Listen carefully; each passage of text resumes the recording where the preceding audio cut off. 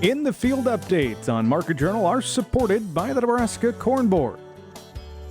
Well, last week we brought you some information on adopting in-season nitrogen management systems from this year's Eastern Nebraska Corn and Soybean Expo in Fremont. Another topic at that event was corn disease. Market Journal's Bill Dodd had the chance to catch up with Extension plant pathologist Tamra Jackson Ziems to see what she's watching for the 2025 growing season. The other thing you might not think about is the temperature.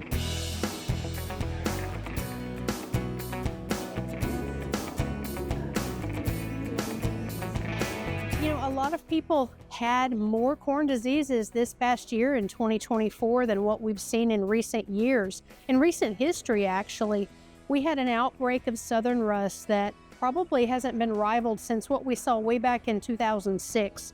And so we saw a lot of southern rust move into Nebraska early, and it became widespread really early by the middle of July. And so we made sure people knew about that. And in some places it did become pretty severe. Some things that we need to keep in mind about southern rust is the good news is it will not overwinter. And so just because someone may have had a lot of southern rust in 2024 does not mean that they will have it again in 25 or even beyond that, because that one needs to blow in every year from southern locations.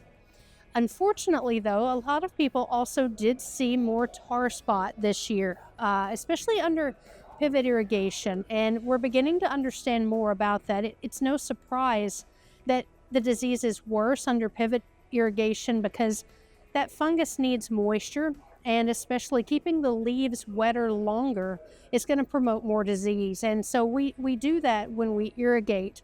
And so we recommend people watch those fields, especially in the easternmost parts of Nebraska. The disease has made it out about halfway across the state now, but in the easternmost counties, that's where we've seen it now for about 3 years, and we've had a buildup of that fungus over time, and we're starting to see more serious disease in some of those areas, not all of them though. And so it's worth watching for. It's worth selecting hybrids, working with your seed company to get hybrids that might perform better or have a little bit more resistance to that disease. And it would help keep disease severity lower if you've got that as an option for you. And it might help prevent one or more fungicide applications later on down the road. However, if people do need to resort to a foliar fungicide, we do have options that work very well. And so some of the commercially available products, the combination products that have 2 or 3 modes of action in them, tend to be the ones that do the best job controlling tar spot. It then becomes a question of when do we make those applications. And so we, looking at some of our counterparts data, like from Purdue University and from around the Midwest, we know that applications made between about tasseling up to early dough might provide the best control most years for tar spot, but we really do have to watch disease when it develops and how severe it's becoming. And so we do have some options there. And so hopefully not many of our producers will need that in the future, because the bad news about tar spot is that this fungus does actually overwinter. And we still are learning a lot about tar spot. There's a lot of questions we have that are unanswered.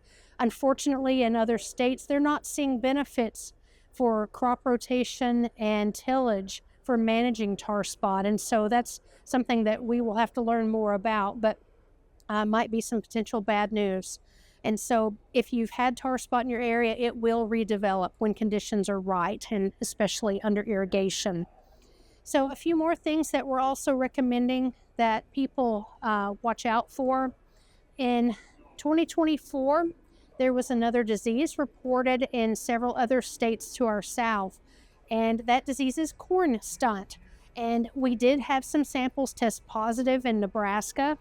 Corn stunt is caused by one of several different pathogens. The most common one is the spiroplasma, and that's what we tested positive for this past year.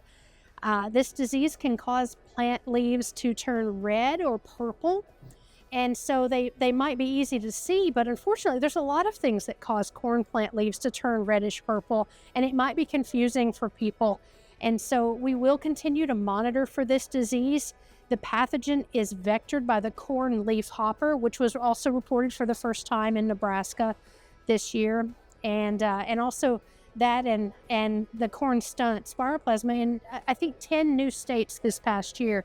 And so we have colleagues that we're working with to monitor for the pathogen and testing samples this coming year. So if they have, any of our viewers have any questions or want samples tested, please reach out to the Plant and Pest Diagnostic Clinic on East Campus or in Nebraska Extension, and you can find more information at both cropwatch.unl.edu and on the Crop Protection Network.